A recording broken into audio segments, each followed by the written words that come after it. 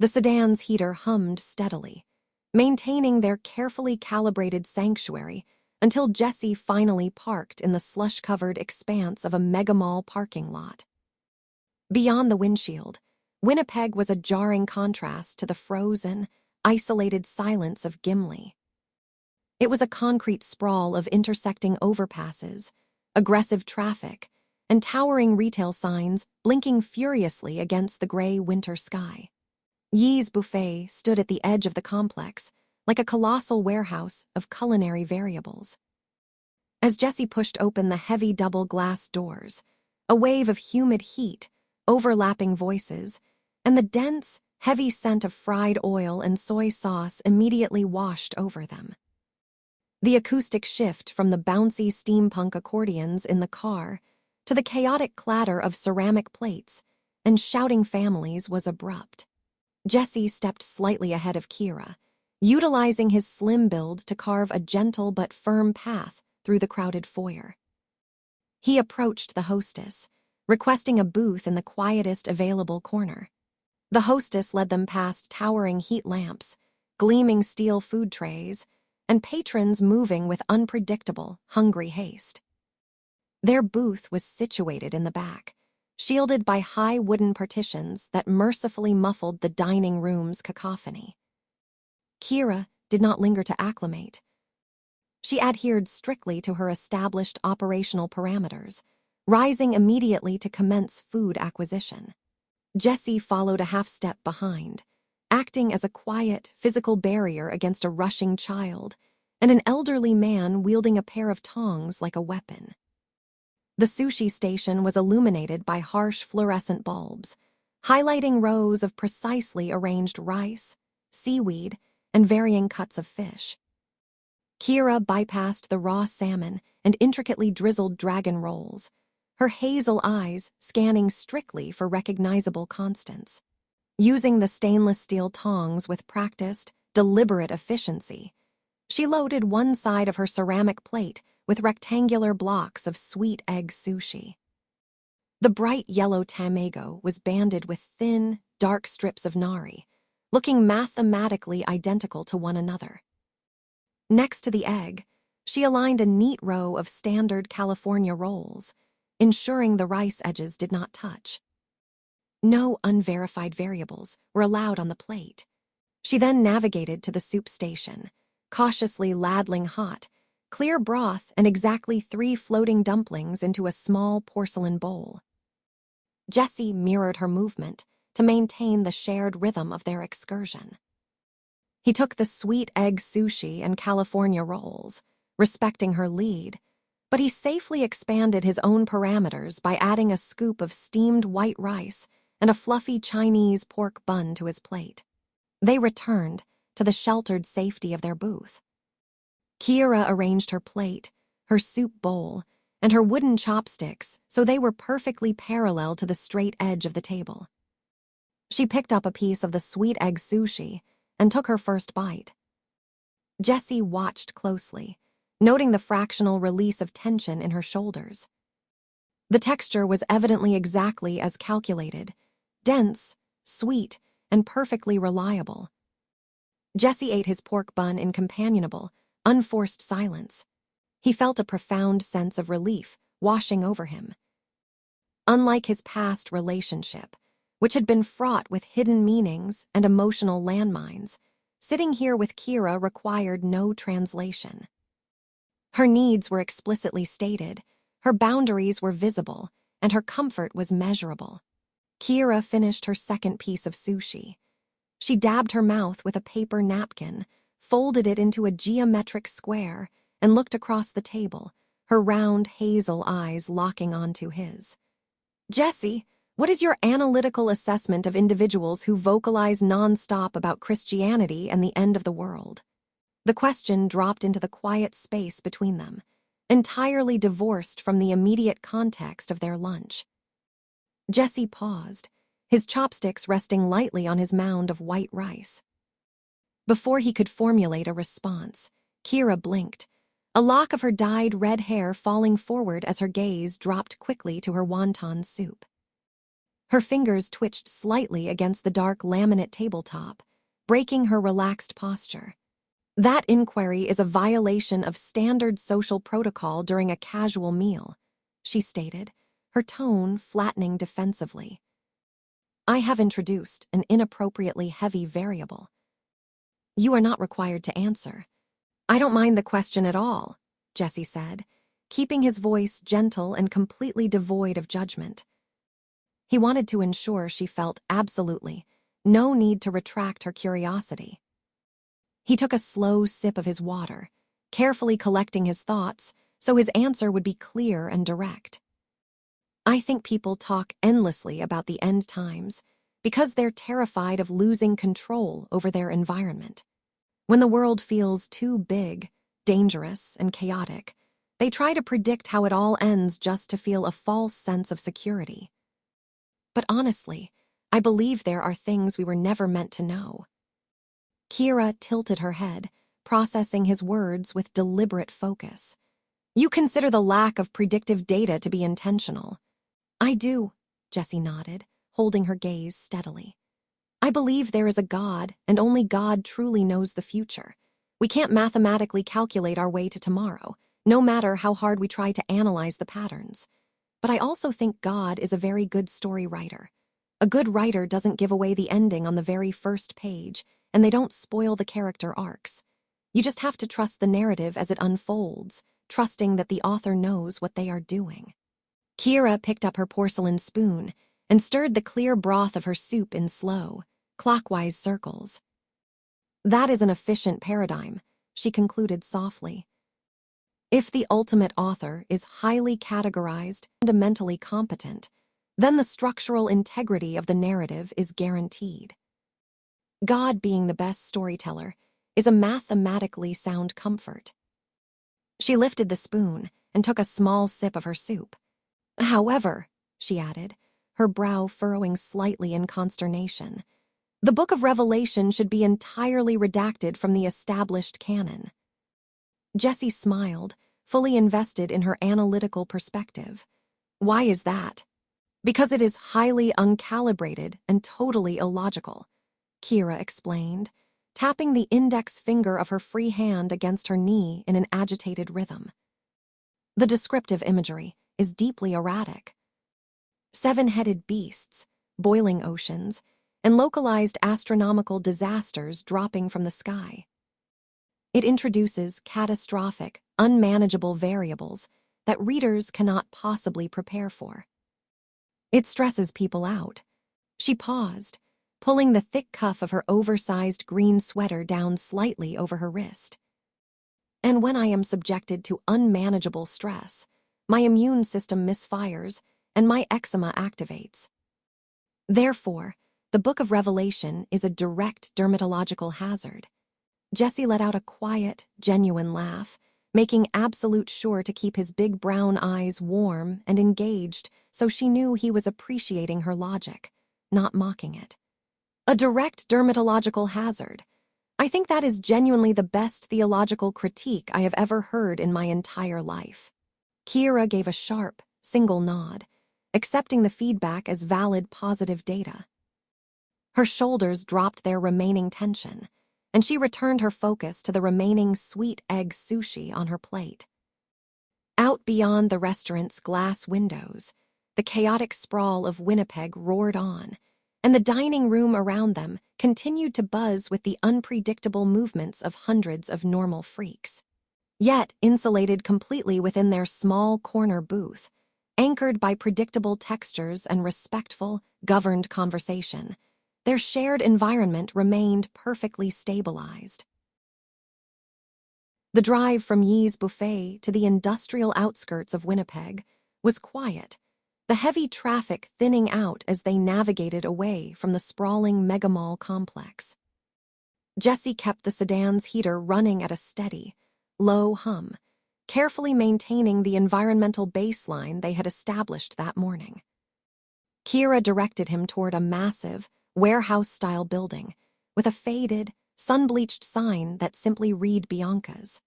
It was a liquidation store, a place Kira had previously identified as the optimal source for her highly specific inventory requirements. Jessie parked near the entrance, and they stepped out into the biting winter chill. As they approached the automatic sliding glass doors, Kira came to a complete halt on the black rubber matting, holding up a gloved hand to pause their forward momentum. She looked through the glass at the dense, dimly lit rows of towering merchandise. The architectural layout of this facility is fundamentally flawed, Kira stated, her round hazel eyes scanning the tightly packed shelves. The aisles are not constructed to standard retail width. They cannot accommodate side-by-side pedestrian traffic without unacceptable proximity risks. Therefore, we have to go single file in the store. Do you accept these parameters? I absolutely do, Jessie said, keeping a respectful distance and meeting her gaze with a warm, steady look. Single file. You lead the way and I'll watch our six. Kira gave a sharp nod of approval. Once inside, she bypassed the stack of red plastic shopping baskets and marched directly to the fleet of metal shopping carts. She extracted one with a firm pull. Jessie moved to take the one immediately behind it, realizing quickly that having their own separate carts served a brilliant dual purpose. Not only did it allow them to manage their own acquisitions, but the metal cages acted as perfect physical buffers, guaranteeing a strict geometric distance between them and any unpredictable shoppers navigating the narrow aisles. Entering the main floor of Bianca's was like stepping into an alternate dimension of retail chaos. The liquidation store possessed absolutely no coherent organizational philosophy. On their left, massive, heavily patterned Persian-style carpets were rolled up and shoved unceremoniously against walls, stacked high with boxes of non-alcoholic beer and wine. On their right, bins overflowing with mismatched winter blankets sat adjacent to shelves loaded with peculiar kitchen oddities, ranging from lime green avocado slicers to specialized copper egg poachers. Entire sections were dedicated to as seen on TV gadgets, their brightly colored boxes screaming bold promises of effortless cleaning and miraculous household repairs. Yet, amidst this jarring visual noise, Kira moved with absolute, calculated serenity. She did not casually browse. She navigated the narrow, cluttered pathways with the precision of a submarine moving through a trench, completely unbothered by the towering displays of discounted clothing and random household hardware. Jessie trailed quietly behind her, his hands resting lightly on the plastic handle of his cart. He found himself deeply admiring her focus. She had mathematically mapped this chaos. She knew exactly where the reliable constants were hidden within the overwhelming variables.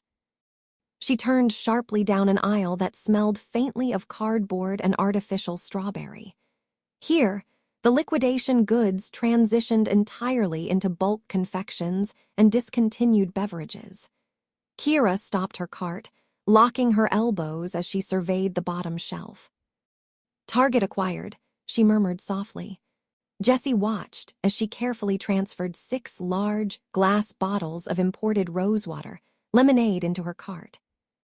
She checked the seal on each cap, ensuring the manufacturer's integrity remained uncompromised. Once the heavy bottles were symmetrically aligned in the basket, she moved her attention to the upper shelves. She selected 3 brightly colored boxes of fruit by the foot, checking the expiration dates with rapid, practiced glances. Finally, she sourced a specific brand of foil-wrapped chocolate Easter eggs, despite it being the dead of winter. She placed the bags of chocolate neatly beside the rolled fruit snacks, creating a perfectly balanced grid in the wire basket. "Are you going to procure any items?" Kira asked, glancing back over her shoulder at Jessie's empty cart. "The statistical probability of finding something useful here is surprisingly high, provided you ignore the automated back scratchers." Jessie chuckled, the sound low and easy. "I'll find a few things, give me a second." He scanned the eclectic shelves and grabbed a heavy, woven fleece throw blanket that looked like it would be perfect for the long, drafty nights in Gimli. He also added a few bags of roasted almonds and a box of dark chocolate truffles, placing them into his cart. It felt good to participate in the space alongside her, fully respecting the single-file rule while still sharing the quiet experience of the hunt. They proceeded to the checkout lanes at the front of the store. The cashier, a tired-looking teenager popping gum, scanned Kira's items first. Kira watched the digital display on the register with laser focus. The final total blinked on the screen, exactly $34, not a cent more or less. Kira produced her payment, seemingly satisfied by the clean, even number of the transaction. Jessie stepped up next, loading his blanket and snacks onto the worn black conveyor belt. When the teenager finished scanning, the register chimed, displaying a total of exactly $24. Kira, who had been waiting at the end of the counter, blinked rapidly, her eyes darting between his receipt and her own. 34, 24, she stated, her voice carrying a distinct note of mathematical satisfaction. The numerical symmetry of our expenditures is a highly favorable outcome. It suggests optimal alignment for the remainder of the excursion. Jessie bagged his items, smiling gently as he joined her near the exit. I couldn't agree more. So, are we heading to the city center next for your video game? They pushed their carts out through the automatic doors, the freezing Manitoba air hitting them instantly. Kira paused on the concrete sidewalk, her brow furrowing beneath the edge of her oversized green sweater. She looked toward the distant, hazy skyline of downtown Winnipeg, silently processing unseen data points. The bitter wind whipped at her short, red-dyed hair. Negative, Kira said finally, turning her cart toward Jessie's parked sedan. I have recalibrated the risk assessment. It is a Saturday afternoon. The city center retail sector will be operating at maximum capacity. The acoustic and kinetic friction generated by that volume of normal freaks is entirely disproportionate to the reward of acquiring the video game today. Jessie stopped, holding his cart steady. He didn't push, didn't question her sudden change of plans. He simply waited, allowing her the space to completely rewrite the day's algorithm. Okay, what's the new plan then? Jessie asked softly. Kira looked at him, her round hazel eyes bright and clear in the cold daylight. I propose that instead of going for the video game, we should go to Bulk Barn and get candies. The geometric sorting bins there are highly soothing, and the volume of unpredictable variables is significantly lower. Jessie felt a warm rush of affection for the brilliant, careful way she protected her peace, and a deep sense of humility that she was inviting him along for the recalibration. He didn't need to fix anything, and he didn't need to force a stressful outcome just to stick to an arbitrary schedule. He just needed to be there, a safe constant in her shifting world. I think that is a genuinely good idea, Jessie said, unlocking the car with a quiet click. Lead the way to Bulk Barn.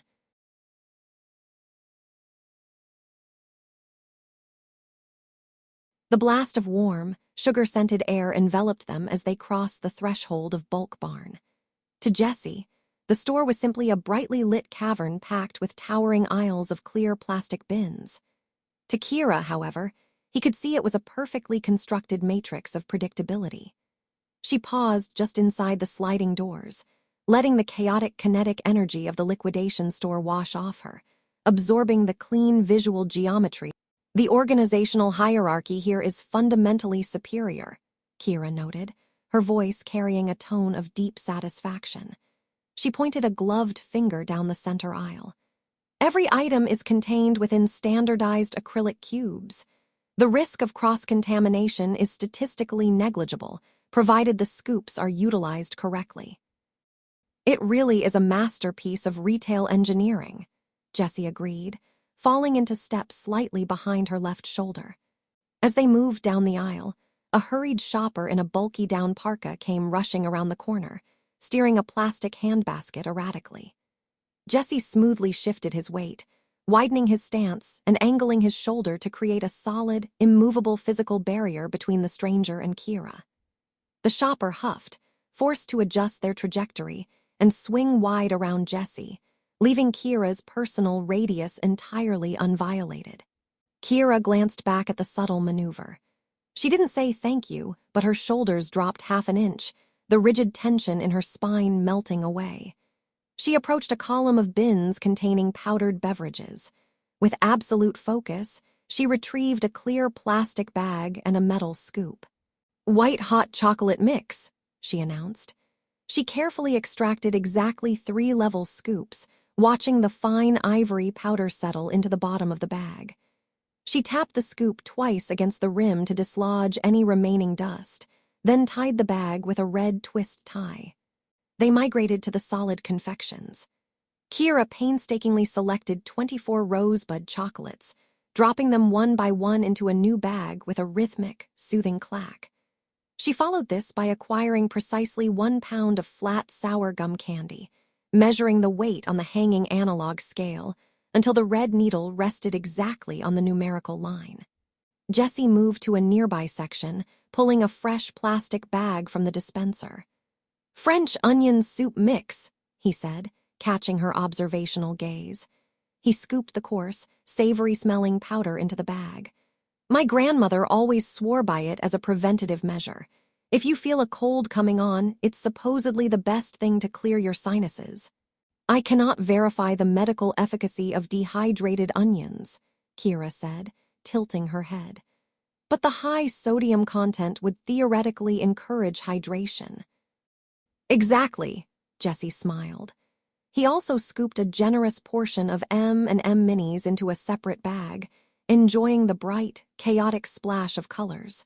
Their checkout process was smooth, free of the friction that usually accompanied crowded spaces. By the time they returned to the freezing interior of the sedan, a comfortable, shared silence had settled between them. Jessie started the engine, letting the heater roar to life before pulling out of the parking lot. "I have identified a physiological requirement for warmth and caffeine," Kira stated as they merged onto the main road heading out of the city sprawl. "There is a Tim Hortons approaching on the right. It is an acceptable establishment for standardized hot beverages." Jessie nodded, smoothly changing lanes. "French vanilla?" he asked. "Affirmative. 2 mediums." Symmetrical orders reduced the probability of the drive-thru attendant making an error. Minutes later, they were back on the icy highway heading north toward Gimli, the car filled with the rich, sweet aroma of French vanilla coffee. The heavy gray clouds of the Manitoba winter pressed down on the flat horizon, but inside the sedan, the atmosphere was safe and intensely insulated. Kira held her paper cup with both hands, staring at the steam rising from the small opening in the lid. "Data query," she said quietly, her eyes remaining fixed on the white plastic. "You have not mentioned a biological support system. Where is your family stationed?" Jessie felt a brief, familiar tightening in his chest. Usually, he deflected questions about his past, burying the resentment under a polite smile. But looking at Kira, surrounded by her carefully acquired candies and the safe parameters they had built together, he found he had no desire to hide. "They live out in Alberta," Jessie said, keeping his eyes on the snowy road. "Well, just my dad. He moved out there right in the middle of my last year of high school, just packed up and left me behind. I stayed with my grandma so I could finish out the school year and graduate." "That is a significant disruption to adolescent developmental stability," Kira observed, her voice steady and analytical, yet devoid of judgment. "Did you eventually relocate to his coordinates?" "No," Jessie said, his grip tightening slightly on the steering wheel. "When I finally graduated, I didn't want to move to Alberta." I was incredibly angry. A lot of the people out there had become extremely anti-Canadian during the pandemic. It felt like they were rejecting everything about looking out for one another. He took a slow breath, letting the frustration bleed out with the exhale. During the height of COVID, There were groups of them going into shopping malls, deliberately harassing people who were just trying to wear masks and stay safe. It was cruel. I told my dad I couldn't live in a place where people acted like that. Nothing like that has happened here in Manitoba, at least not that I've seen. Kira absorbed this information in silence, taking a small, calculated sip of her French vanilla coffee. She traced the rim of the cup with her thumb. The pandemic introduced an unmanageable volume of variables, Kira said softly, the usual crisp edge of her voice softening into something vulnerable. The protocols kept changing. The data was inconsistent. During the lockdown, I initiated an unauthorized experiment on myself. I completely stopped taking my happy pills. Jessie glanced at her, his heart aching at the quiet confession. Why did you do that, Kira? I wanted to see how deep the pool of depression actually went, she explained, her round hazel eyes staring out at the passing snowdrifts. I needed to know my baseline without chemical interference, but the pool was very dark, and it was much deeper than my mathematical projections indicated. Jessie swallowed hard, giving her his full attention while maintaining the car's steady speed. Did you drown? He asked gently. Almost, Kira admitted. The aunties I was staying with found out about my unauthorized experiment. They observed my severe behavioral degradation. They told me that if I did not resume taking the pills exactly as prescribed, they would be forced to send me to an institution to make me stable. She gripped the cup tighter, the cardboard sleeve crinkling under her fingers. The threat of losing total environmental autonomy was terrifying. And then the occupation of Ottawa happened. The normal freaks took over the capital, honking horns endlessly, disrupting the supply chains, rejecting logic. The broadcasted noise and kinetic chaos did not help my stress levels. It compounded the threat of institutionalization. Jessie reached out, letting his hand hover in the open space between the center console and her arm, a silent, physical offering of solidarity that respected her boundaries. I am so sorry you had to go through that, Jessie said, his voice thick with genuine compassion. The world outside is terrifying when people lose their minds and stop caring about each other. But you survived the pool, Kira, and you're doing exactly what you need to do to stay safe now. Kira looked at his hand, then up at his face. Yes, she said, her breathing evening out as the logic of his statement took root.